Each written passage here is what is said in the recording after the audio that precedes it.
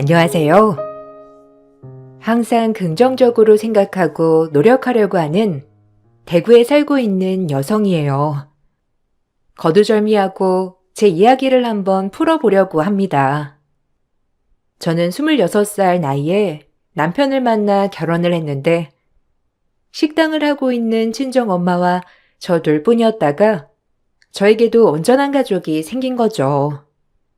처음 뵙는 시어머니는 제 집안 사정을 다 알고도 결혼을 허락해 주셨고 남편은 삼형제 중 둘째였어요. 비교적 남편은 여유 있는 집에 자랐고 전 여유까진 아니지만 그래도 제 앞가림은 하며 살고 있었죠. 대학 졸업 후 나름 취직도 잘하였고 집이 잘 살진 않지만 그래도 제 자신이 꿀릴 게 전혀 없다고 생각하며 살았지만 세상은 만만치 않았어요. 여기 결혼 패물이야. 그래도 며느리 보는데 이 정도는 해줘야 하지 않겠니? 너한테 아주 잘 어울리는구나. 어머, 어머니, 너무 과하세요.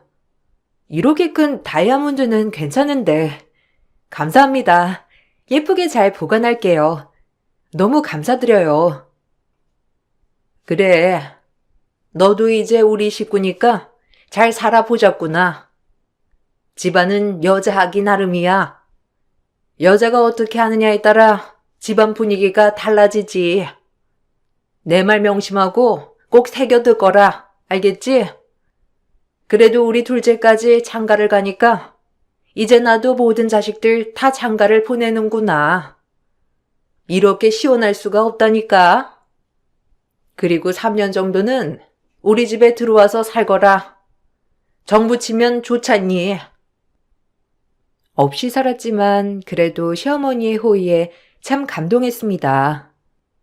처음엔 엄마와 단둘이 산다고 무시하면 어쩌지라는 생각을 했지만 시어머니는 결혼 전엔 좋은 모습만 보여주었고 꼭 집에 들어와 살았으면 좋겠다고 하더군요. 처음엔 시댁에 사는 것이 조금 부담스러웠지만 그래도 어머님이랑 조금 더 가까워질 수 있다는 생각에 나쁘지 않다고 생각했어요. 하지만 그건 제 오산이었는데 결혼을 준비하는 과정에 예단비로 인해 시어머니의 기분이 매우 상하신 일이 있었죠. 어쩜 골라도 그런 애를 골랐니? 예단비 보낸 거 봤니? 참나, 내가 기가 막혔어. 내가 지한테 해준 게 얼만데 꼴랑, 아휴. 그러니까 말이에요.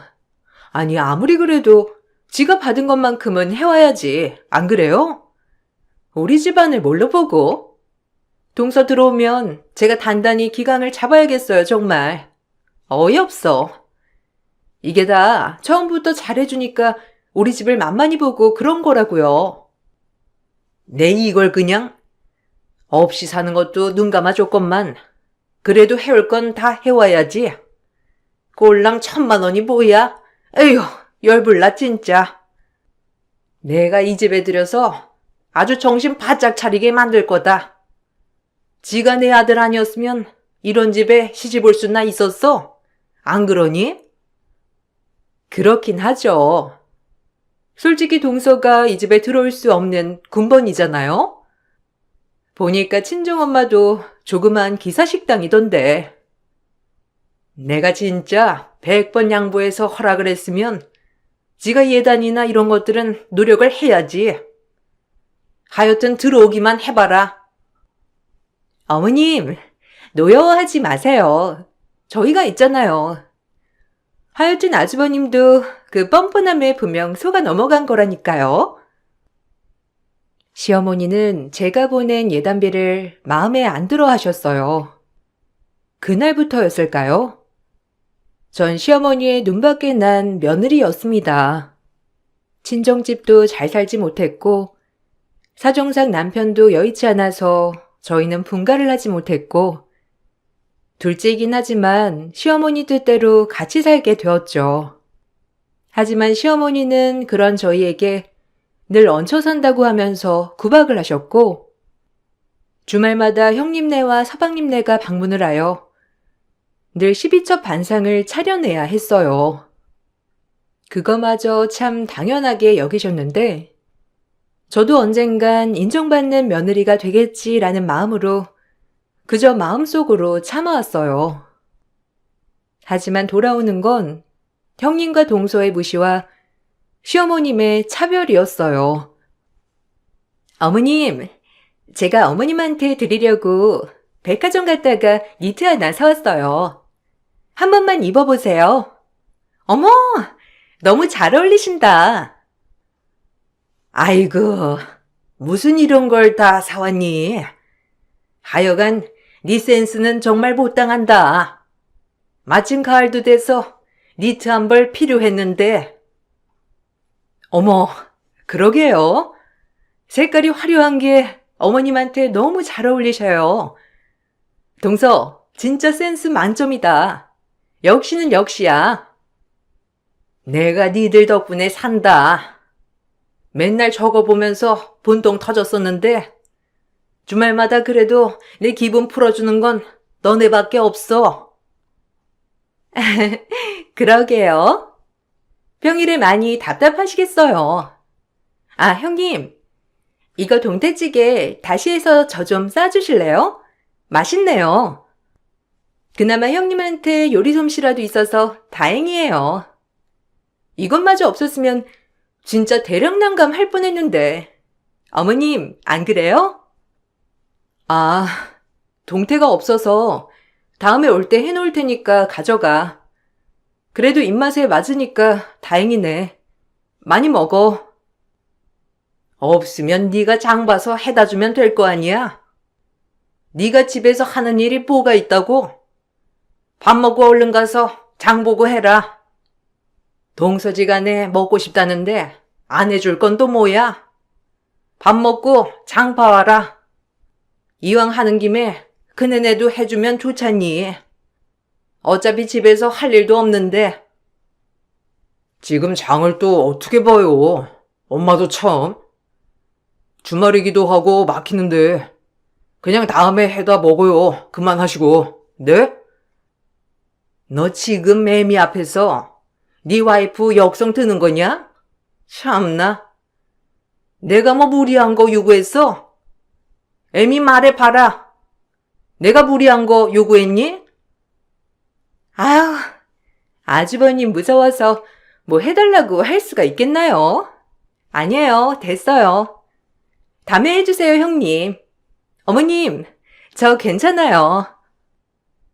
속에서 열불천불이 났지만 정말 화를 삭혔는데 어차피 말해봤자 싸움만 날 것 같아 그냥 속으로 삭히기 일쑤였고 대놓고 들으라는 듯이 무시는 기본이었어요. 처음 3년은 다 참았지만 시간이 지날수록 참기가 힘들어지더라고요. 이 집의 시집과 매번 살림의 굳은 일에 손 마를 일이 없었는데 제가 뭘 그렇게 잘못했다고 이런 꼴을 당해야 하는지 화가 났어요. 남편만 지잡듯이 잡다가 이건 아니다 싶어 시어머니에게도 말대꾸를 하기 시작했고 그러면 그럴수록 절 더 미워하셨어요. 내가 왜 이런 꼴을 당해야 해? 어머님 3년 뒤면 우리 분가시켜 주시기로 한 거 아니었어? 그런데 이게 뭐냐고. 3년이 지나도록 분가 말씀도 없으시고 맨날 나한테 없이 살았다. 근본 없다. 얼마나 막말하시는 줄 알아? 왜 내가 이런 꼴을 당해야 하냐고. 아, 그럼 어쩌냐. 나이 드신 분 우리가 어떻게 할 수 없잖아. 그리고 엄마도 얼마나 속이 상하면 그렇겠소. 너, 내 아들 잡지 말고 나한테 대놓고 말해라. 아주 시어머니 집에서 큰 소리로 남편 잡는 거, 그거 나 들으라고 하는 거 아니니? 네, 말씀 나온 김에 얘기할게요. 어머님, 제가 뭘 그렇게 잘못했나요? 시집 오면서 지금까지 어머님이 하란 대로 다 했고 지금까지 이 집 살림 제가 다 꾸리고 살았어요. 도대체 제가 뭘 잘못했다고 그러시는 거예요? 정말 너무하신 거 아니에요? 주말마다 형님이랑 동서 오면 은근히 대놓고 저 무시하시고 제가 왜 마음에 안 드시는 건데요? 말씀을 해주시면 될 거 아니에요. 너 말 잘했다. 너네 형님이랑 동서가 이 집에 얼마나 많은 걸 해온 줄 아니? 난 이 예단부터가 마음에 안 들었어. 없이 산다고 무슨 광고하는 것도 아니고 이런 집에 시집 오면서 꼴랑 1,000만 원? 그리고 그 정도였으면 이 집에 희생하고 봉사하는 거 당연한 거지. 네가 누구 덕에 먹고 사는데 지금 이렇게 불평이야? 니네 형님이랑 동서 봐라. 커리어 우먼이 따로 없잖니? 어머님, 저도 일할 수 있어요. 어머님이 맨날 살림하라고 네가 나가서 뭘 하냐고 구박하시지만 않았어도 저 취직했다고요. 뭐야? 니까짓 게 뭘 할 수 있는데? 푼돈이나 벌어오겠지. 그럴 바엔 이 집 살림 하라고 한 것도 죄냐? 어차피 도우미 아줌마 쓰는 것보다 네가 하는 게 나으니까 너 보고 시키는 거 아니야? 너도 이 집에 공짜로 머무를 순 없잖니. 아, 엄마도 그만하세요. 당신도 그만해. 엄마, 우리 분가할게요, 그냥. 어차피 이렇게 살아도 사는 게 아니잖아요. 저와 시어머니가 언성 높여 싸우자 남편은 분가를 선언했고 저희가 분가를 하겠다고 하자 시어머니는 돈 한 푼 보태주지 못하겠다고 하면서 배은망덕하다고 오히려 저희를 쫓아내려고 하시더라고요. 저 역시 더 이상 이 집에 있고 싶지 않았는데 이렇게 무시당하고 사느니 6평짜리 원룸이라도 마음이 편한 게 낫다 싶었어요. 그 길로 짐을 싸서 집을 나왔고 남편도 본인의 어머님께 실망을 많이 했는지 제 말을 다 따라 주었고요. 저희가 집을 나왔다는 소식을 친정엄마가 알게 되자 마음을 많이 아파하며 종잣돈을 주시더라고요. 엄마도 살기 힘든 팍팍한 세상에 마음이 참 안 좋았어요. 이걸로 뭐라도 해봐라. 그래도 이 서방 월급만으로 언제 집 사고 하겠어. 이걸로 죽이 되든 밥이 되든 뭐라도 해봐. 내가 너 결혼할 때 번듯하게 해준 것도 없고 그래서 네가 이런 꼴을 당하는 거 아닌가 싶기도 하고 엄마가 다 미안하다 정말. 아니야. 엄마가 왜 미안해. 그리고 이런 거 안 해줘도 돼요. 정말 미안해. 이거 엄마 종잣돈인데 내가 어떻게 건드리겠어. 받아도 엄마는 너 믿어. 분명 잘할 거야. 그래야 너도 시댁에 면이 설 거 아니야. 엄마 말 듣고 이거 받으렴. 엄마, 너무 고마워. 못난 딸한테 이렇게 종잣돈까지 해주고 진짜 내가 뭐라고 할 말이 없다. 진짜 꼭 성공할게. 지켜봐줘. 참 재스러웠고 하나밖에 없는 딸 시댁 눈밖에 나는 걸 보고 엄마는 마음이 아프셨는지 몇십 년을 모은 종잣돈을 건네주셨는데 전 그 돈으로 이악 물고 사업을 시작했습니다. 그리고 밤낮 없이 일만 했는데 다행히 친정엄마의 음식 솜씨를 닮은 저는 음식점을 열자마자 대박이 났어요. 손님은 줄을 이었고 문전성시가 따로 없었는데 정말 꿈만 같은 일이었어요. 한번 방문했던 손님들이 재방문을 하고 입소문을 많이 내주셔서 가게는 끊임없이 잘 되기 시작했고 나에게도 이런 일이 있구나 싶었어요. 우리가 이렇게 성공하다니 이게 다 당신 덕분이야. 당신의 그 기발한 레시피 아니었으면 진짜 이렇게까지 안 됐을 거야. 아니야. 당신도 많이 도와줬지 뭐. 그래도 이렇게 성공해서 엄마 돈도 다 갚을 수 있어서 얼마나 다행인지 몰라. 너무 고맙지 뭐. 이제 우리 집도 사고 돈 걱정 안 하고 살 수 있을 정도 되니까 너무 좋다 진짜. 당당하게 우리 힘으로 말이야. 정말 고생 많았어. 가게는 열자마자 1년 만에 저희는 투자금을 다 회수했고 가맹문의가 빗발쳤어요. 더 황당한 건 저희가 성공한 걸 어떻게 알았는지 슬금슬금 형님네가 저희와 접선을 시도하더라고요. 가게를 열고 1년 만에 일어난 일이었는데 황당하더라고요. 본인들 잘났다고 그럴 땐 언제고 이제 와서 친근한 척, 아는 척인지. 하지만 남편은 본인 형제라서 그런지 외면하지 못했고 저 역시 시간이 지나 응어리는 조금 풀렸지만 그래도 솔직히 너무 얄미워서 마주하고 싶지 않은 얼굴들이었습니다. 그래도 형수한테 먼저 연락 온 건데 우리도 이참에 엄마한테 가서 인사드리고 해야 하지 않을까? 엄마도 말은 안 하셨겠지만 얼마나 속상하시겠어. 몇 년을 못 보고 살았는데. 이참에 우리 성공한 것도 보여드리고 화해하고 지내면 좋잖아. 난 아직 모르겠어. 솔직히 어머님 그리고 형님네 동서네한테 응어리가 안 풀려. 우리 얼마나 업신여겼어. 자기 다 잊었어? 이젠 안 그럴 거야. 먼저 연락 온 것도 보면 본인들도 미안해서 그런 건데 이참에 연락할 구실이 이것밖에 없으니까 이제 연락을 한 거겠지. 나한텐 그래도 가족인데 당신이 한 번만 마음 좀 풀어주라. 내가 이렇게 부탁할게.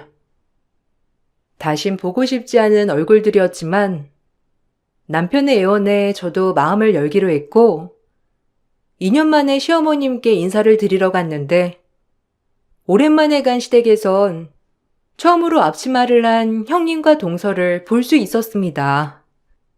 저에게 얼마나 알랑방구를 끼던지 참 우습더라고요.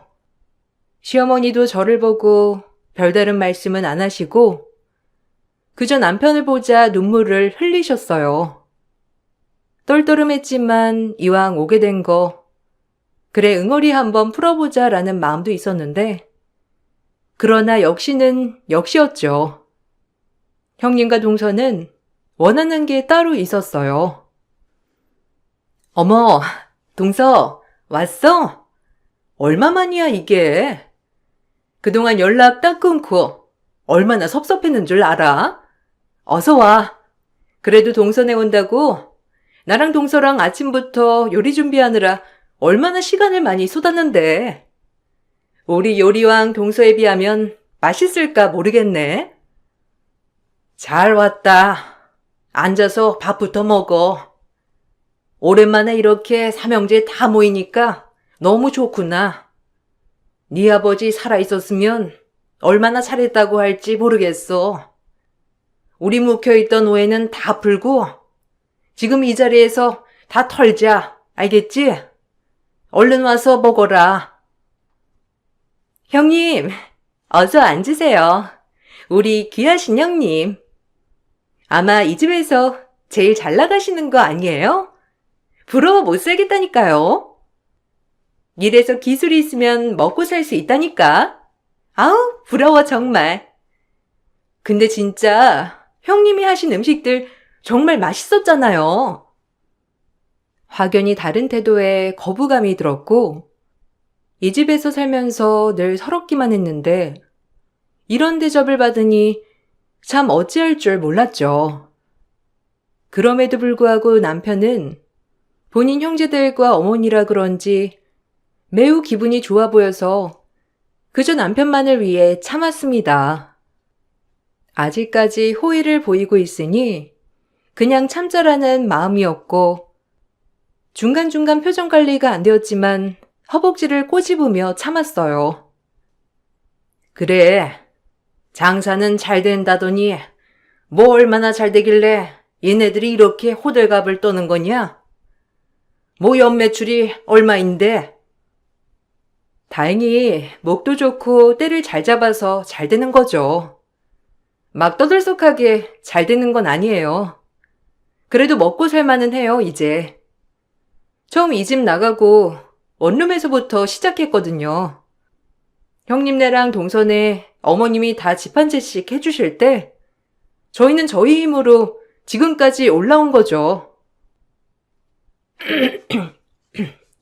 그래? 다시 들어와 살거라.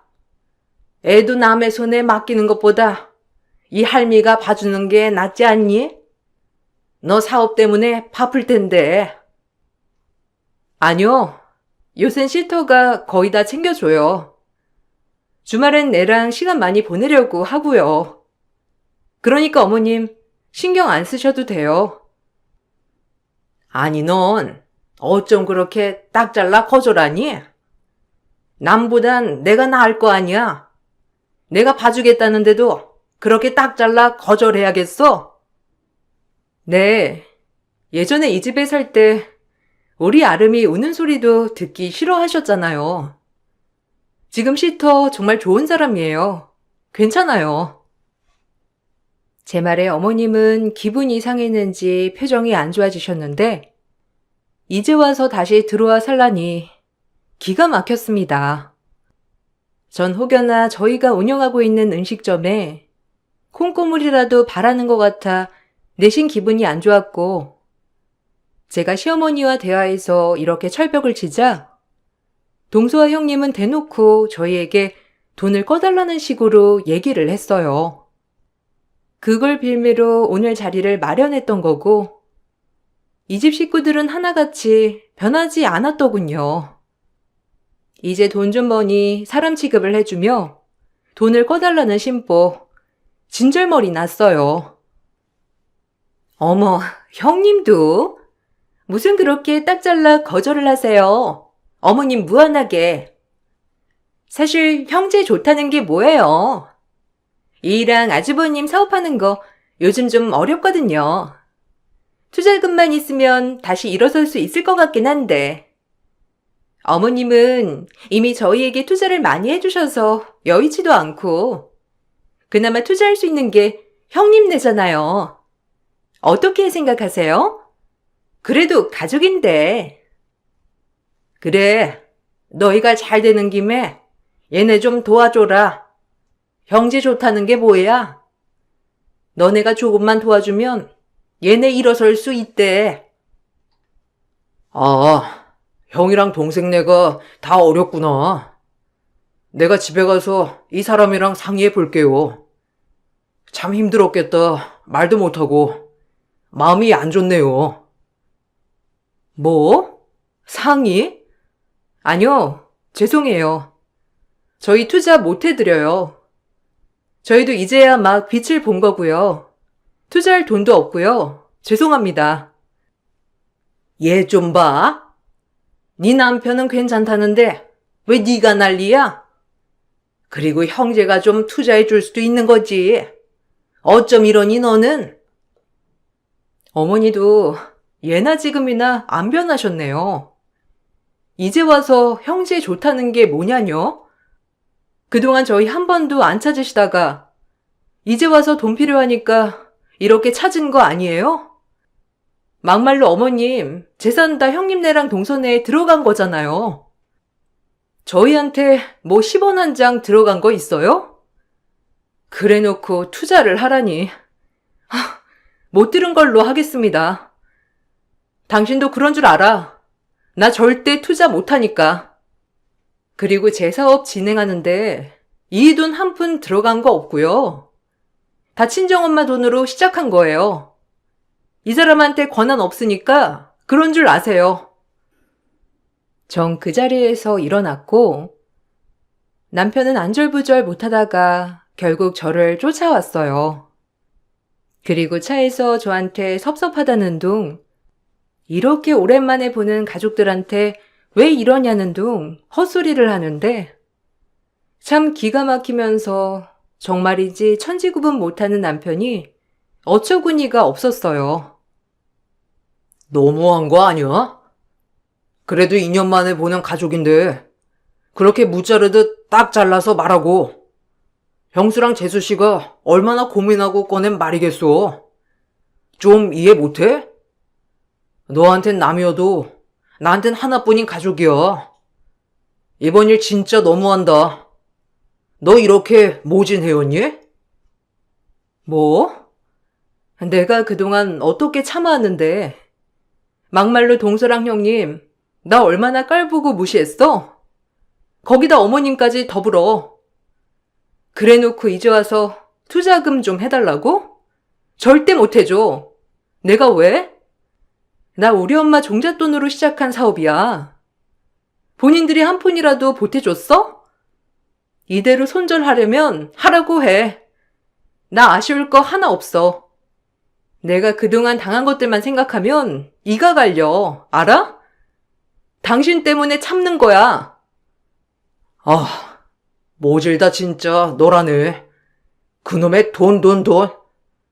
하여튼 우리 가족한테 그렇게 대하는 거 나 못 참아. 내일이라도 가서 사과해. 사과? 웃기고 있네. 너네 식구들이 와서 나한테 사과하라고 해. 사과 한마디 없이 어디서 투자금을 달라고 해? 뻔뻔해도 유분수지. 남편의 말에 어이가 없었고 그냥 무시했어요. 중간에 남편이 지속적으로 닥달을 하였지만 깡그리 무시했어요. 정말이지 그 집 구석에 한 푼이라도 들어가는 게 너무 싫었고 제가 돈을 쥐고 풀어주지 않자 남편은 저 몰래 들어놓은 적금까지 해약을 하고 결국 형님네와 동서네를 도와줬습니다. 정말 화가 나면서 이 인간도 남이구나 싶더라고요. 우리 친정엄마 한번 모셔서 맛있는 거 대접할 생각은 못하고 그저 지 가족들밖에 모른다는 게 피가 거꾸로 쏟았지만 남편은 당당했어요. 미쳤구나, 네가 드디어. 어떻게 그 돈을 나랑 상의도 없이 니네 가족한테 줄 수가 있어? 내가 안 된다고 했잖아. 우리 가족 내가 돕겠다는데 네가 뭔 상관이야? 그리고 네 돈만 있는 거 아니잖아. 나도 열심히 번 거잖아. 그러니까 권리 있어. 너무 그렇게 몰아세우지 마. 너한테 속물일 가족일지라도 나한텐 하나뿐인 가족이나 다름없으니까. 알겠어? 그래. 넌 결혼하고 지금부터 네 가족은 나랑 내 딸이 아니라 시댁 식구들 뿐이었지. 안 그래? 그래놓고 우리 엄마 돈 받아서 사업하자고 할 땐 좋다고 그러더니 지금 네가 우리 엄마한테 밥 한 번 대접한 적 있어? 당신한테 진짜 실망이다. 너무 실망이야. 당신이 열심히 번 돈이라고? 기가 막혀. 회사에서 일하면서 너 생활비 한 번 갖다 준 적 있니? 다 내가 꾸려간 거 아니야? 아주 대놓고 무시하는구나. 돈 못 벌어오는 남편이라고. 너 원래 이렇게 속물근성 있는 애였냐? 이래서 없이 산 애들이 무섭다고. 돈 좀 버니까 지가 뭐 대단한 사람인 줄 착각하는 거지. 어쨌든 우리 가족 무시하는 꼴은 더 이상 못 봐. 남편과는 그 뒤로 냉랭했는데 냉랭하다 못해 남편은 제 버릇을 고쳐줘야 한다면서 그 길로 짐을 싸서 시댁에 갔어요. 너무 황당했고 뼈 빠지게 고생해서 이만큼 식당 키워놨더니 본인의 가족들만 챙기는 것 같아 너무 섭섭하더라고요. 그러던 중 가게 이전을 해야 할 때가 왔는데 남편과 상의하고 싶었지만 연락도 되지 않는 남편이었고 그저 제가 사과하기만을 바라는 남편이 얄미워 저도 연락을 하지 않았었죠.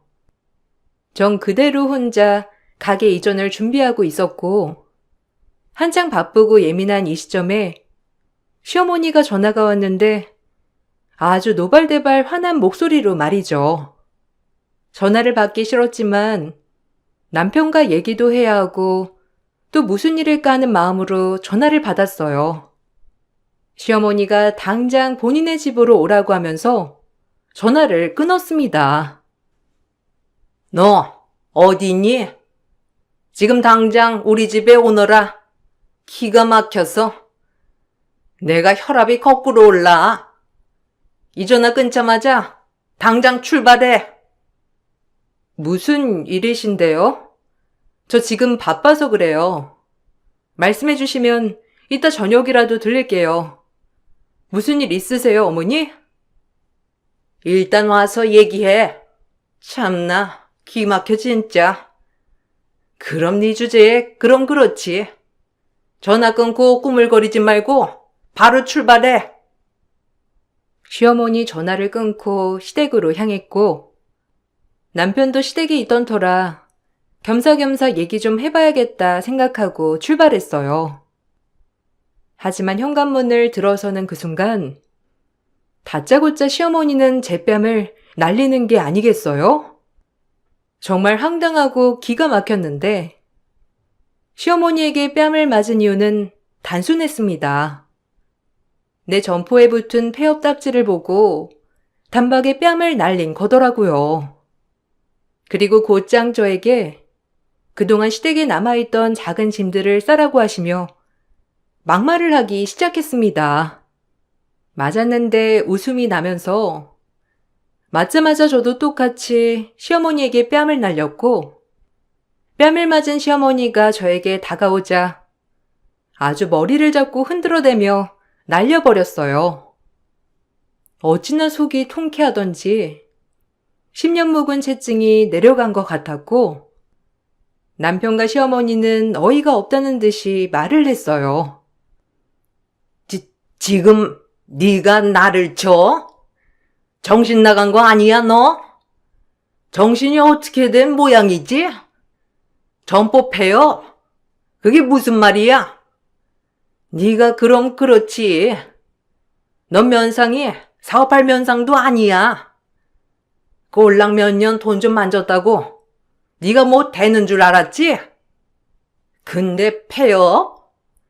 우리 아들 없으니 꼬락서니가 그 꼬락서니가 되지.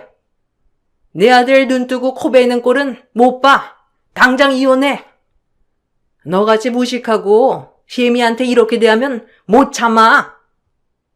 너한테 어울리는 자리는 그냥 식모 나부랭이야. 알아? 참나. 바로 폐업 처리를 해? 너 능력도 없는데 우리 아들이랑 왜 사니? 아주 너네가 가만 안 있을 줄 알아. 어디 지가 돈 가지고 유세야 유세길. 지 주제에 너같이 박복하느랑 우리 아들 살게 할 수 없어. 폐업이라니? 무슨 소리야? 엄마가 볼일 보고 오다가 봤대. 우리 가게 폐업한다니. 너 설명 잘해야 할 거야. 알겠어? 그리고 엄마한테 그게 무슨 손버릇이야? 당신 원래 이렇게 무식한 사람이었어? 아, 진짜 안 되겠다. 나도 더 이상 당신이랑 못 살아. 아, 진짜 우습다 정말. 아니 고마워요 정말 다들. 나 각성시켜줘서. 내가 절이라도 올려야 하나? 아니 절 좀 할게요. 그리고 맞을만 하니 맞았지. 먼저 나 건드렸잖아. 내가 못 날릴 줄 알았어? 내가 왜? 더 당해봐야 정신 차리지 모자가 쌍으로. 전 그 자리에서 어머님께 꾸벅 인사를 올렸고 어머님이 준비한 이혼 서류에 도장을 찍었어요. 남편은 이미 본인 도장을 찍었는데 어머님네 있으면서 완전 시댁 사람이 된 남편이었죠. 전 이혼 서류에 도장을 찍고 제가 서류를 제출하겠다고 하며 어머님 손에서 서류를 낚아챘습니다. 그리고 한마디를 던졌고 제 한마디에 어머님과 남편은 그대로 얼음이 되더라고요. 아, 잘 떨어져 나가줘서 고맙다 정말. 아, 폐업? 우리 6층 건물로 증축해. 문 열면 놀러와. 자기한테 말하고 상의했어야 했는데 통 집에 들어와야 상의를 하지. 어차피 가게 우리 엄마 명의잖아? 아줌마 잘못하셨어. 폐업이 아니라 우리 확장 이전이에요. 그것도 6층 건물로. 참나. 어쨌든 서류는 먼저 준비해줘서 고맙고요. 이거 오늘 당장 접수할게요. 일하는 이모님이 폐업이라고 잘못 붙여놨다고 하길래 얼른 뗐더니 그 사이 그걸 보셨어? 잘된 일이네. 어쨌든 놀러 와요. 뭐라고? 건물을 사서 증축한다고? 아, 참나. 내가 그걸 믿을 줄 알아? 너 괜히 우리 약 올리려고 하는 소리지? 자기야, 일단 진정하고 그 이혼 서류 좀 줘봐. 엄마가 너무 섣불렀어. 나보고 그렇게 도장 찍으라고 성화를 하셔서. 너도 똑같아. 그날 집 나갈 때 너를 두고 나왔어야 했는데. 이런 인간일 줄 모르고 몇 년을 속았다니. 됐어. 우린 끝이야. 너 1인보다 와서 차근차근 설명을 해줘야 할 거 아니야? 나는 너네 가게가 폐업인 줄 알고 그랬던 거라고. 폐업을 했든 안 했든 어쨌든 돈만 생각한다는 거 아니에요. 진절머리 나게 무식해서야 원. 제가 싫어요. 이제 29석. 당신 아들 어디 당신이 원하는 며느리감 얻어서 결혼시켜봐. 누가 버티고 좋아하나. 마마보이의 무슨 졸부짓구석. 전 그 길로 법원에서 이혼 서류를 접수하였는데 남편도 도장을 찍고 합의했던 결과라 바로 조정이 들어갔지만 저에게 위자료와 재산 분할을 청구하더라고요. 얼마나 어이가 없던지 할 수 없이 변호사를 동원해 소송을 준비해야 했고 제가 소송에 들어가고 이혼 소송이 길어지자 정말 마음이 힘들더라고요. 그래도 다행인 건 친정엄마의 종잣돈으로 시작한 사업 모든 걸 엄마 이름으로 진행했기 때문에 사실상 제 앞으로 된 건 없었기에 진짜 다행이었죠. 그렇기 때문에 남편에게 재산 분할해줄 재산은 없었고 아이의 뜻에 따라 친권 양육권도 모두 다 제가 가져올 수 있었어요. 오히려 소송에 들어가게 되면서 제가 그동안 받았던 시어머니의 정신적 괴롭힘, 이 집에서 사람 취급 못 받은 것들까지 다 위자료 소송을 걸었기 때문에 그 집에서 저에게 위자료를 주어야 했죠. 법정에서 시어머니와 남편의 표정이 진짜 코미디를 찍는 것처럼 웃기더라고요. 저 몰래 적금을 해약해 형님네를 도와준 돈까지 남편은 저에게 고스란히 돌려줘야 했는데 그 적금도 제 이름이었거든요. 법은 참 좋은 거더라고요. 아니 우리가 왜 너한테 돈 한 푼 못 받아? 너 그렇게 부자인데 왜 재산 분할이 안 되냐고? 이럴 순 없어. 다행이지. 엄마 이름으로 해놓은 게. 아줌마 돈 많다며 유세 그만 떨어요. 그렇게 잘 사는데 왜 내 돈까지 가지려고 해요? 됐고 더 이상 엮이는 일 없을 테니 위자료나 잘 보내요. 내가 참고 살았던 건 그나마 저 인간이 내 편인 줄 알아서 참고 살았는데 마지막에 인성 잘 보여줘서 고맙네요. 덕분에 해방됐지 뭐예요? 욕심으로 똘똘 뭉친 인간들이랑 잘 지내봐요. 그 인성 가지고. 뭐라고? 없는 거 받아줘서 먹이고 입히고 해줬더니 이제 와서 제 잘난 줄 아네 저것이? 너네가 가만히 있을 줄 알아? 가만 안 있으면 어쩔 건데요? 그리고 먹이고 입히고? 웃기지 마요. 나 당신 집에서 식모처럼 안 한 거 없으니까 유세 그만 떨어대요. 꼴랑 건물 하나로 진짜 졸부육내 더럽게 내네. 없이 살아서 한번 부자 되더니 아주 태생이 부자인 줄 알아요? 웃겨 진짜. 아니 나 엄마가 시키는 대로 한 것뿐이라니까. 알잖아. 내가 우리 가족 얼마나 좋아하는지. 어떻게 이렇게 단번에 이혼을 결정해. 네가 먼저 도장 찍었잖아. 그 서류 보면 내가 달달 떨 줄 알았니? 오히려 땡큐지. 알아서 떨어져 나가주니. 그래도 우리 아름이랑 당신 없으면 내가 어떻게 살라고 그래. 내가 철이 없었어.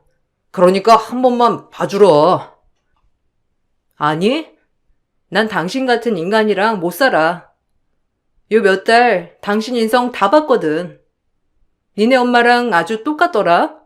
그 애미의 그 아들. 그냥 네 엄마 탓을 해. 아니다. 너도 반성해. 그 나이 먹도록 엄마 치마폭에 둘러싸여서 천지분간 못하는 네 줏대 말이야. 전 이 말만을 남기고 남편과 완전 끝을 냈어요. 6층짜리 건물로 증축을 하고 오히려 더 손님도 늘고 가게는 정말 잘 되었죠. 남편은 중간중간 연락이 와서 다시 합치자는 헛소리를 했지만 간단히 무시했고 친정엄마 또한 잘한 일이라며 절 응원해 주었어요. 그리고 지금은 가맹까지 내주며 엄연한 법인회사로 전환이 되었답니다.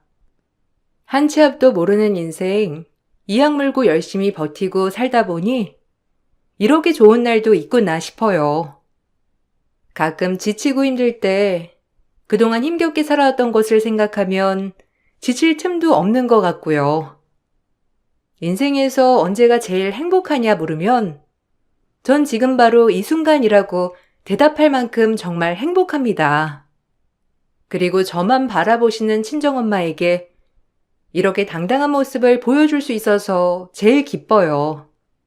항상 걱정스러운 딸, 그나마 성공해서 엄마한테 좋은 모습을 보이는 게 효도하는 거겠죠? 앞으로도 엄마에게 잘하는 딸이 되려고요. 이야기를 쓰고 보니 저에게도 참 우여곡절이 많았는데 그래도 지금 이렇게 자리 잡았으니 이것마저 에피소드다라고 생각한답니다. 여러분들도 힘든 시련이 있으시더라도 용기 잃지 마시고 버티시길 바랄게요. 제 글 읽어주셔서 감사합니다. 안녕하세요. 저는 현재 복지사로 일을 하고 있는 50대 여자입니다.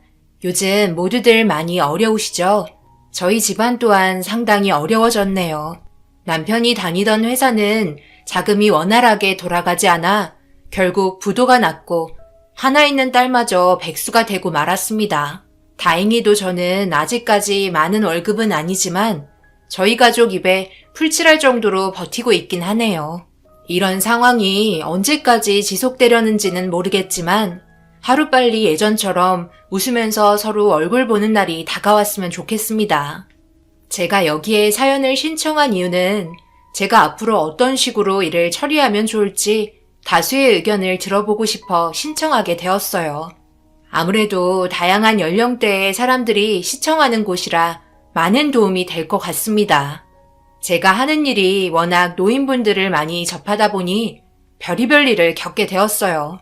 특히 요즘 같은 시기에는 여러 명이 모이는 복지센터보다 집안에서 돌봐드리는 도움이 적합하다고 판단돼 가정으로 방문드려 일정 시간 방문 요양 서비스를 제공합니다. 보통 식사나 병원을 동행하는 어르신의 전반적인 일상생활을 도와드려요. 아무래도 자기 집에서 지내시는 게 심적으로 안정이 많이 되시는지 편안함을 느끼셨고 자가 돌봄이 오히려 더 마음에 들어 하시는 분들도 계셨습니다. 하지만 요양원이 아니기 때문에 단점도 꽤 있습니다. 자잘하게 일 처리해야 하는 부분에 있어서 번거로운 점도 있거든요. 그래도 상황에 맞춰 일을 해야 되고 좋게 대해주시는 분들도 계시지만 저희에게 상처를 주시는 분들도 많아요. 도움을 드리려고 방문드린 건데 어쩔 때는 저를 도둑 취급하시는 분들도 아주 간혹가다 계시기도 했어요. 그럴 때는 자가 방문이 꺼려질 때도 있어요. 언제 갑자기 난처한 상황이 만들어질지 모르니까요.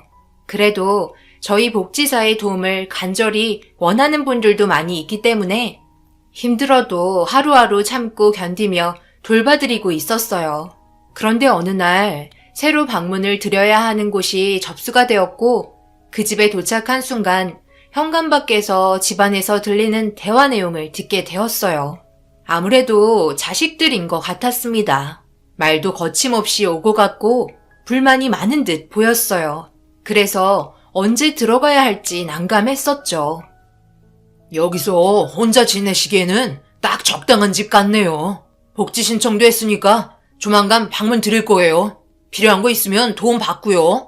요즘 요양원 생활이 더 안 좋은 거 알죠? 저희가 이렇게 해드리는 것도 최대한 배려해 드리는 거예요. 그리고 아버지도 돌아가셨으니 나머지 재산도 저희 주셔야죠. 언제까지 숨겨놓고 계실 건데요? 혼자 지내시기에는 적당한 곳 마련해 드렸잖아요. 솔직히 어머니가 저희에게 뭐 해준 것도 없으면서 돌봐드리길 바라시는 건 아니시죠? 너희들이 언제부터 날 신경 썼다고 배려해주는 척 하는 거니? 전부 돈 때문이잖아. 내가 너희들에게 가지고 있는 재산 줄 것 같아? 그동안 너희들이 했던 행동들을 생각하면 나는 절대 줄 수 없다. 부모보다 돈만 밝히는 놈들에게 그동안 힘들게 모은 재산을 왜 줘야 하는데? 이런 대접을 받으려고 죽을 둥살둥하면서 여태까지 버텨왔는지 알아? 얼굴 꼴 보기도 싫으니까 당장 나가라. 동네가 떠나갈 정도로 가족들과의 다툼은 재산 문제인 것 같았고 서로의 갈등이 심해 보였습니다. 노인분이 난리를 치기 시작하자 자식들은 나이가 먹어도 성격이 더럽다며 입에 담지 못할 막말을 일삼았고 현관문에서 나오면서 저와 눈이 마주쳤어요. 저를 바라보더니 인상을 쓰면서 복지센터에서 왔냐며 물어보길래 어색한 웃음으로 고개를 끄덕였습니다. 아들인 것 같은 분은 워낙 괴짜라서 힘들지도 모른다며 혀를 차더니 자식들과 함께 우르르 나와 차를 타고 돌아갔어요. 현관문이 약간 열려있는 틈에 손을 넣어 조심스럽게 고개를 내밀고 인사하며 천천히 들어갔어요. 이런 분위기 속에 방문 드리는 것도 꺼려졌지만 일단 인사는 드려야 할 것 같아 용기 내 들어갔습니다. 이것보다 더한 일도 많이 겪었으니까요. 그렇게 현관문에 들어가니 저에게 등을 보이고 있는 노인분께서 고개를 떨구고 있었고 어깨가 들썩였어요. 많은 상처를 받으셨는지 흐느끼는 소리가 들렸습니다. 뒷모습은 왜소한 체격을 가지고 계셨고 일단 어느 정도 진정이 되실 때까지 기다려 드렸어요. 그렇게 시간이 조금 흐르니 진정이 되셨는지 불편한 몸을 일으키며 저와 눈이 마주쳤고 저를 보자 하신 말은 도움은 필요 없다며 혼자 있고 싶으니 나가달라는 말이었어요. 그래서 일단 신원 확인만 하고 피해드렸습니다. 다음날 다시 오겠다며 얘기했지만 더 이상의 대화는 이어지지 않았어요. 그렇게 우울한 감정을 가지고 집에 도착해 몇 시간 전에 있었던 일에 대해 떠올려봤고 그분에게 필요한 물건이 뭐가 있을지 생각하면서 집안일을 하기 시작했어요. 저녁 준비가 거의 다 끝나가니 남편과 딸이 들어왔습니다. 저녁을 먹으며 이런저런 얘기를 하던 도중 그날 있었던 일에 대해 물어보기 시작했어요. 저 혼자만의 생각이 아닌 여러 사람의 의견을 듣는 게 좋을 것 같아 남편의 의견과 딸의 의견을 들어봤습니다. 좀 전에 내가 어느 노인분 집에 방문했었는데 자식들과 상당히 많은 트러블이 있는 것 같더라고. 그날 잠깐 본 거라 뭐라고 단정짓긴 좀 그렇지만 분명 자식들이 잘못하고 있는 것 같긴 한데 아무래도 재산 문제가 제일 큰 것 같아. 자식과 부모 사이에 재산 문제가 언급되면 서로 불편한 게 많아지지. 자식은 태어날 때부터 부모가 죽을 때까지 바라기만 하잖아. 자식들이 얼마나 많은지 모르겠지만 부모 입장도 이해가 되긴 하지. 여태까지 힘들게 키워놨더니만 그런 허름한 집에 데려다 놓고 재산까지 전부 뺏어가려는 건 혼자 살다 세상 떠나라는 말이잖아. 그동안 아낌없이 온갖 사랑을 주며 키웠을 텐데 자신에게 돌아오는 건 자식들의 모진 말과 행동들 뿐이니 얼마나 가슴 아프시겠어. 그러니 더더욱 주기 싫었겠지.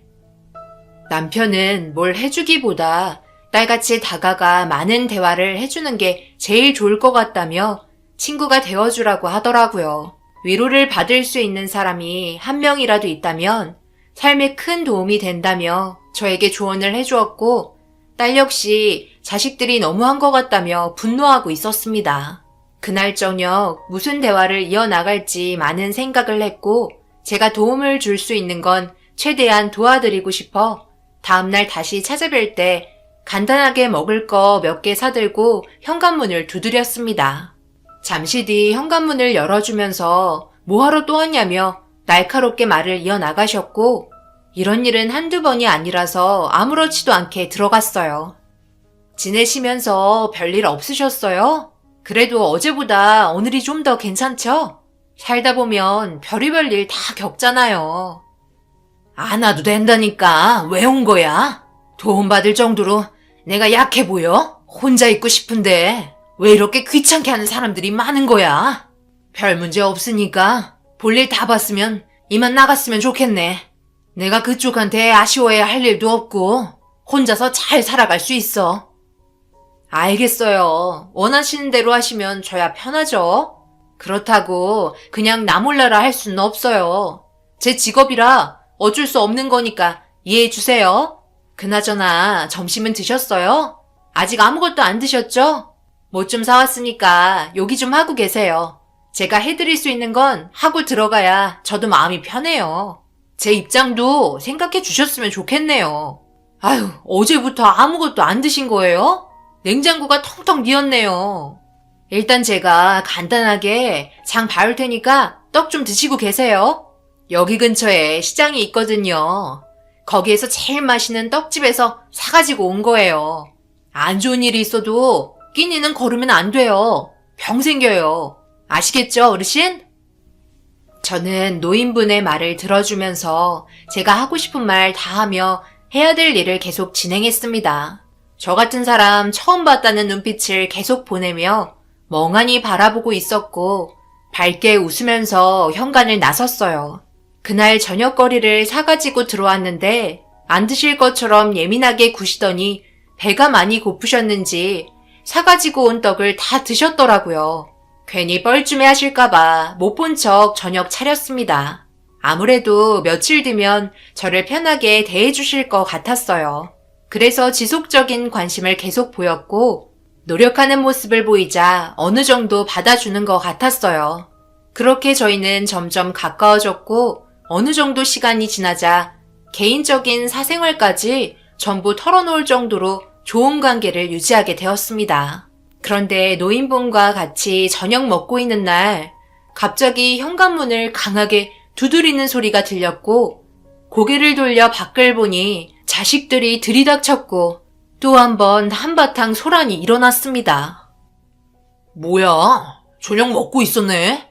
지금 이 판국에 밥이 목구멍으로 넘어가요? 지금 저희는 밥도 제대로 먹지 못하고 있는데 여기로 이사 와서 더 살판 나셨네요.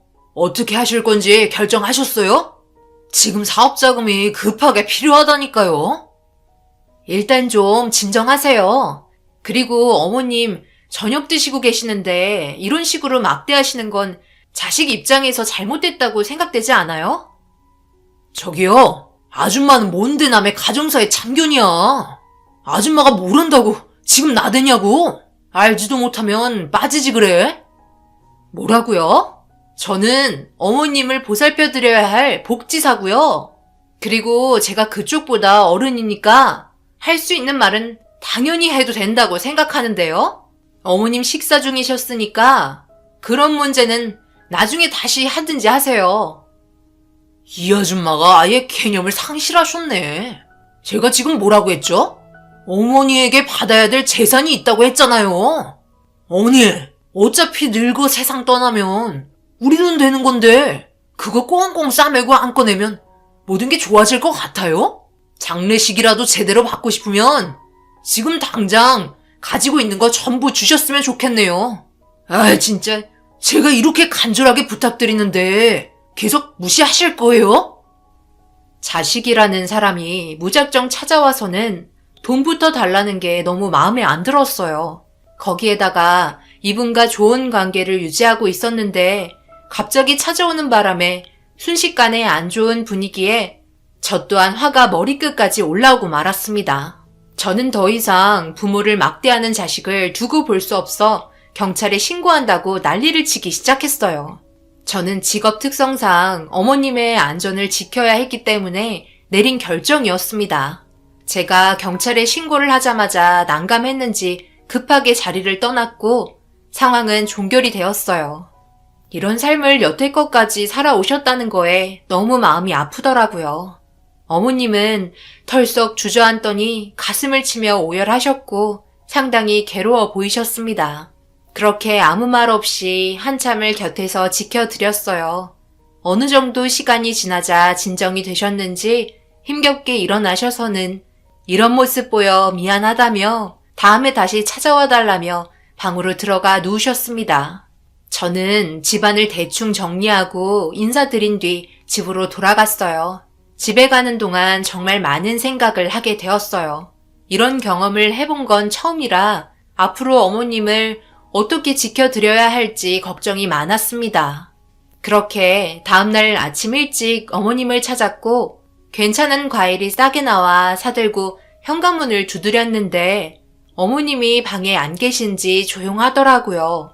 그래서 창문 쪽으로 다가가 안에 안 계신지 어머님을 불렀는데 충격적이게도 어머님이 그 자리에 쓰러져 계셨고 아무리 불러 외쳐봐도 일어나지 못하고 계셨습니다. 저는 떨리는 손으로 구급차를 급하게 불렀어요.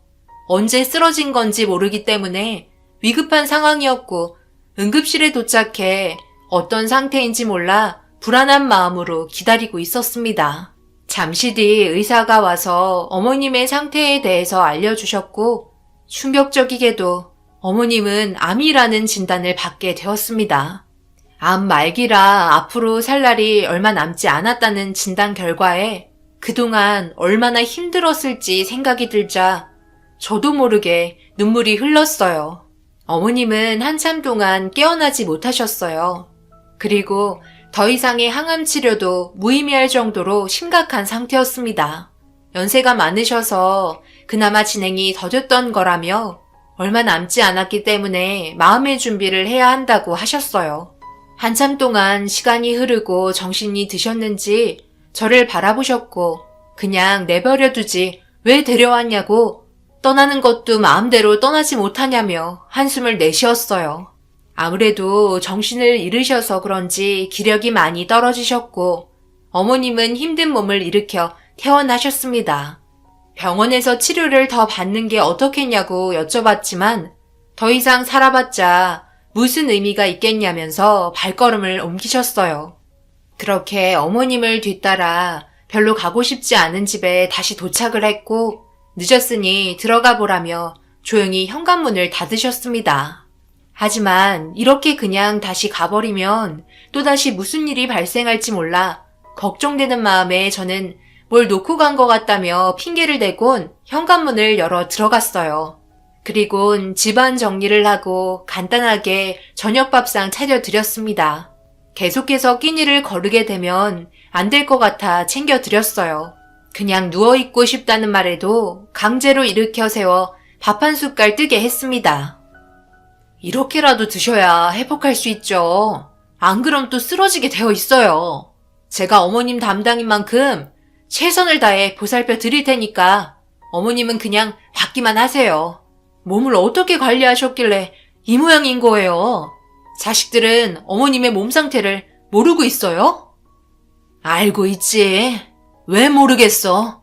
병원에도 입원했었는데 그런데 나이도 먹었고 병원에 있는 게 무의미할 것 같다며 퇴원 처리했었지.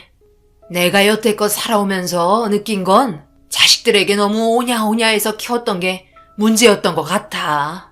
지금까지 나한테 바라기만 하잖아. 그놈의 돈이 뭐길래 얼마 남지 않은 시간 동안 나를 이렇게 힘들게 하는 건지 너무 힘드네. 어머님은 눈물을 흘리시며 과거를 되돌아보고 계셨습니다. 그런 모습을 지켜보고 있는데 저녁이 늦어지면서 방 안의 온도가 급격하게 내려갔고 보일러라도 틀고 따뜻하게 있어야 하지 않겠냐며 보일러를 틀었는데 작동이 되지 않더라고요. 자식들은 좋은 집에 따뜻한 방에서 살면서 부모는 이런 허름한 곳에서 지내는 걸 보니 너무 마음이 안 좋아 결국 저희 집으로 모셨어요. 가지 않겠다고 난리치시는 거 억지로 데려갔습니다. 방바닥이라도 따뜻해야 몸이 풀린다며 정말 힘겹게 집으로 모시고 갔어요. 남편과 딸에게는 미리 연락을 해뒀기 때문에 어색한 분위기 없이 남은 방 하나를 준비해 주었고 어머님은 피곤하다며 방으로 들어가 누우셨습니다. 가끔 살짝 문을 열어 몸 상태를 확인했어요. 그런데 그간 마음 편히 쉬어본 적이 없으셨는지 깊은 잠에 푹 빠지셨고 다음날 늦게까지 주무셨습니다. 그렇게 한참 뒤 일어나셨는지 인기척이 들려서 아침상 차려 방 안으로 들어갔고 이렇게까지 보살펴줘서 고맙다며 저에게 마음의 문을 활짝 열어주셨어요. 오래간만에 푹 주무셨는지 전날보다 그래도 안색은 좋아 보이셨어요. 그런데 제가 한 행동이 잘못됐다며 갑자기 찾아온 자식들이 문제였습니다. 저는 보살펴 드려야 한다는 그거 하나만 생각하고 행동했던 거였는데 자식들은 그게 아니었어요. 문 열어. 당장 문 안 열어? 이봐요 아줌마. 정말 가지가지 하는구만. 우리가 이렇게까지 하라고 시켰어요? 왜 시키지도 않은 짓을 하는 거예요? 내가 얼마나 찾았는지 알아? 전화해서 여기 집 주소를 내가 알아내야 하냐고. 딱 보니 아줌마, 우리 어머니 재산 노리고 그러는 거 아니야? 엄청 잘해줘서 자기한테 재산 전부 받으려고 수 쓰는 거지? 얼마 남지 않았다고. 이 아줌마 아주 치밀하게 계산해서 움직이는구만. 그쪽도 똑같네. 돈 보고 접근하고 있는 거잖아. 너 말이면 다인 줄 알아? 어따 대고 지금 그런 말을 함부로 하는 거야? 너희들보다 한평생 키운 자식보다 며칠 만난 이 사람이 나에겐 엄청난 도움을 주신 분이다. 네가 말한 것처럼 재산이 탐나서 접근했다면 나는 내가 가진 재산 전부를 너희 같은 놈들에게 주느니 이 사람에게 다 주고 떠날 거다. 알겠어? 내 평생 너희들을 낳고 키운 게 내 잘못이야. 그 순간 아들이라는 놈은 이성을 잃었는지 저희 집에서 엄청난 일을 벌이고 말았어요. 떠나는 거 조용히 그냥 가면 되지 질리도록 버티고 있다며 화를 내기 시작했고 충격적이게도 자기 부모한테 발길질을 하기 시작했습니다. 뒤에서 그걸 쳐다보던 자식들마저 똑같은 행동을 하기 시작했고 너무 놀라 허겁지겁 몸을 던져 막았어요. 어머님과 저만 집에 있어서 도움을 줄 사람이 없었어요. 그래서 제가 할 수 있는 건 비명을 지르는 것밖엔 없었고 경찰에 신고하겠다고 난리를 쳐도 벌써 이성을 잃어서 그런지 제가 하는 말은 전혀 귀에 들어가지 않았습니다. 그렇게 한참 동안 자식들의 발길질에 저와 어머님은 속수무책으로 당하고 있었고 정신적인 충격이 너무 크게 왔는지 결국 쓰러지고 말았어요. 그제야 자식들은 진정이 되었는지 씩씩거리며 빨리 데려가자고 어머님을 일으켜 세우려고 하는 걸 제가 가로막았고 자식이 부모한테 그럴 순 없는 거라며 온몸을 막으면서 도와달라고 계속 소리 질렀어요. 제 말을 들었는지 옆집에서 경찰에 신고를 했고 도착한 경찰은 어떤 상황인지 물어보자 모든 걸 전부 다 말해줬어요. 고개를 돌린 채 아무 말도 못하고 있던 자식들은 되려 저에게 아무 말 없이 자기 부모를 데려갔다며 난리치기 시작했고 또다시 한번 집안은 아수라장이 되었습니다. 결국 어머님이 쓰러져 있는 상태라 경찰분들이 자식들을 밖으로 내쫓았어요. 어머님의 진정이 더 중요하다고 판단해 주셨습니다. 그렇게 다시 방에 눕혀드리고 자식들이 저와 어머님에게 했던 행동에 대해 신고가 들어와서 현장을 확인한 만큼 일단 경찰서로 가서 조사는 받아야 한다는 말을 꺼냈습니다. 자식들은 자기들이 뭘 잘못했냐며 경찰서로 연행이 되었어요. 정신이 들었는지 어머님이 눈을 살며시 뜨셨고 꽤 고통스러워 하시는 모습에 병원에 가봐야 할 것 같다고 말을 하자 괜찮다며 누워있고 싶어 하셨습니다. 그렇게 뒤돌아 누운 모습을 지켜보다가 등 쪽 부분에 상처가 보여 구급상자를 가지고 어머님 몸에 난 상처에 약을 발라주고 있는데 뭔가 이상한 상처를 발견했어요.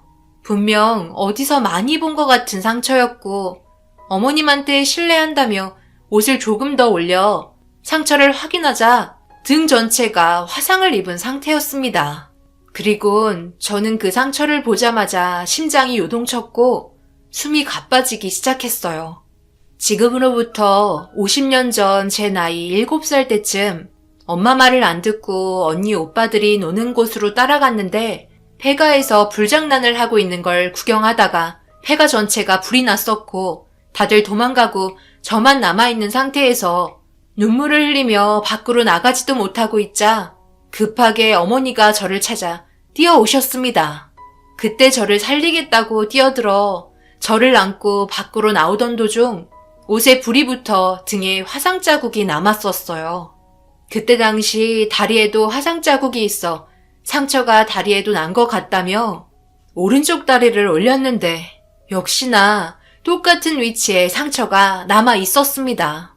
그때의 기억이 너무나도 충격적으로 다가왔었고 고통스러워 하시는 모습이 제 기억에 각인이 되었는지 그날의 사건은 아직까지도 생생하게 기억을 하고 있어요. 저는 그날의 기억이 떠올라 오열을 하기 시작했어요. 그 이유는 어머니가 몸에 화상을 입고 나서부터 아버지께서 어머니의 몸을 보며 혐오스러워 하셨고 하루도 빠짐없이 못살게 구셨습니다. 그런 아픔들 속에 결국 아버지는 어머니를 내쳤고 다른 여자를 들였어요. 아무런 힘이 없던 저는 그렇게 어머니와 헤어지게 되었습니다. 50년 동안 한 번도 만날 수가 없었던 건 어머니와 헤어지고 난 이후 바로 이사를 했었어요.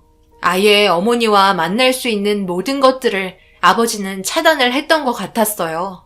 그렇게 50년의 세월이 흘러 다 늙은 저는 더 늙어버린 말기암 어머니와 재회하게 된 거였어요. 다른 가정을 꾸리고 이런 모습으로 살고 있는 게 너무나 마음이 아팠습니다. 그때는 아버지한테 내쳐졌는데 이제는 자식들에게까지 내쳐졌으니 그 아픔 누가 알겠어요. 제가 오열을 하고 있자 왜 그러냐며 당황해 하셨고 그토록 보고 싶었던 어머니를 이렇게라도 만나게 돼서 참을 수 없는 눈물을 보이며 과거의 기억을 얘기하면서 어머니라고 50년 만에 불러보았습니다. 제가 꺼낸 얘기에 충격을 받으셨는지 어머니는 말도 안 된다며 제 얼굴과 몸을 만지기 시작하셨고 너무 많이 변했다면서 끝까지 지켜주지 못해 미안하다며 어머니 또한 오열을 하셨어요. 그렇게 어머니와 한참을 끌어안고 있었어요. 너무나도 보고 싶었고 느끼고 싶었던 어머니의 품을 50년 만에 느낄 수 있었고 조금 더 일찍 만나지 못한 게 너무 아쉬웠습니다. 그렇게 한참 동안 살아온 인생 얘기를 꺼내며 대화를 주고받았고 어머니는 이제 세상 떠나도 여한이 없다며 잘 자라줘서 고맙다고 매일 마음 한편이 너무나 쓰리고 아파서 그때 저를 두고 온 게 살면서 제일 후회되는 일이었다며 눈물을 흘리셨습니다. 얼마의 시간이 흐른 건지 남편과 딸이 집에 들어왔고 저랑 어머니가 눈물을 흘리고 있자 당황한 표정으로 저희를 바라보길래 모든 상황을 설명했어요. 남편과 딸도 놀랐는지 입을 다물지 못했습니다.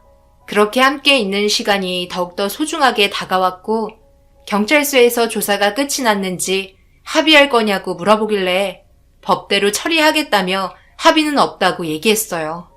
옆에서 남편은 불과 몇 시간 전에 일어난 일들 때문에 분노하고 있었고 절대 가만두지 않겠다며 당장 그놈들한테 가겠다고 난리치는 거 겨우 말렸습니다. 어머니는 자식들에게 절대 자기 재산을 넘기지 않겠다고 말을 꺼내시면서 저에게 남은 재산을 전부 주겠다며 확고한 눈빛을 보내셨어요. 결국 이 문제가 점점 커지게 되었고 어머니의 몸 상태는 더욱더 나빠지게 되었습니다. 결국 모든 재산을 처분한 통장 하나를 저에게 주시면서 어머니는 세상을 떠나셨습니다. 혹시 몰라 유서까지 작성을 하신 상태로 제가 불리하지 않은 조건을 만들어 주셨어요. 자식들은 제가 어머니의 자식이었다는 거에 더 큰 충격을 받았어요. 의심이 많은 자식들은 유전자 검사 의뢰를 통해 모든 걸 확인했습니다. 결과적으로 전부 일치했고 그렇게 어머니의 장례를 치러드렸습니다. 아주 짧은 시간이었지만 어머니와의 그 시간은 저에게 너무나 행복했고 2번 다시 만나지 못할 것 같았던 그리움이 해소가 되었네요. 어머니의 재산이 저에게 들어왔지만 아직까지 그냥 가지고만 있습니다. 깊은 곳에 넣어두고 한 번도 꺼내지 않았네요. 어머니가 그동안 힘들게 모아두셨던 땀이 묻어있는 돈들을 저는 꺼내서 쓸 수가 없습니다. 현재 저희가 궁핍하게 살고는 있지만 항상 행복은 유지하고 있거든요. 저에게 마지막으로 건넨 그 선물이 제 것이라곤 하지만 저는 그렇게 생각하고 있지 않아요. 제가 무슨 자격이 있어 어머니가 모아두신 돈을 사용할 수가 있겠어요. 그때도 저 때문에 어머니는 몸에 화상을 입었었는데 모든 게 제 잘못인데 어머니는 저에게 그때의 일들을 추궁하지 않으셨고 그 나이 때는 누구나 다 그런다며 웃어 넘기셨습니다. 그래도 어머니가 세상을 떠나기 전에 50년 만에 함께 찍은 사진 한 장은 남겨둘 수 있어서 정말 다행이네요. 마지막까지 밝게 웃으며 떠나셨던 어머니가 지금도 너무 보고 싶고 생각이 납니다. 저도 삶의 반 이상을 살았기 때문에 얼마의 시간이 주어졌는지 모르지만 남은 시간 잘 활용하고 가족들과 행복하게 지내도록 하겠습니다. 감사합니다.